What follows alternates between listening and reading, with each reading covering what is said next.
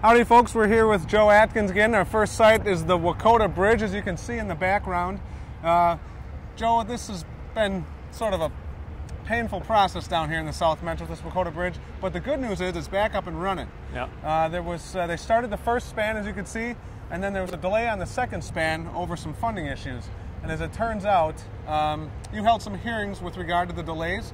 And why'd you decide to hold some hearings? Well, it got to be, the delay, John, was over a year and a half long, and the budget was twice the original budget. The project was supposed to be done in 2007, but got delayed starting in 2006, and there was no end in sight. So we just wanted to get to the bottom of what was going on and try to get the work restarted again. And sure enough, we've actually had some success. We're underway again. And I think they started work in April, and do you know when they plan to be finished with the bridge? It's now set for completion in, I believe it's the spring of 2010, so about a year now, year and a half. And what did MnDOT have to say at the hearings? Did they come forward and sort of admit fault, or what came out of the hearings? I don't know that I'd say that they admitted fault, John, but they talked about, and most importantly, quite frankly, was that it not happened to anybody else. And they've changed the way that they do the process now.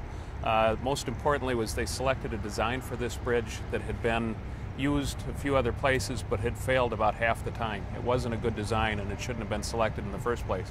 And now they have a peer review process whenever they select a bridge design. It's going to be shopped around to other architects and engineers to make sure it's really a design that'll work. So hopefully this sort of thing isn't going to happen anywhere else. And what was the major cost difference behind the bridge? I mean, what was the discrepancy? It doubled, John. It was supposed to be in the neighborhood of about $50 million. It'll end up costing around $100 million.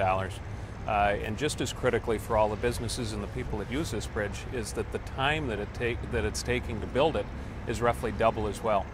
And so you, as chair of the Commerce Committee, keeping in mind all the local business interests as well as sort of the commerce that comes through Minnesota on these major highways, that's why you held the hearings. Absolutely, and we wanted to get the project restarted again and find out what happened, make sure it's not going to happen to anybody else, and I think we succeeded in doing that, and it's nice to see that the work again is underway. It sure is good to see.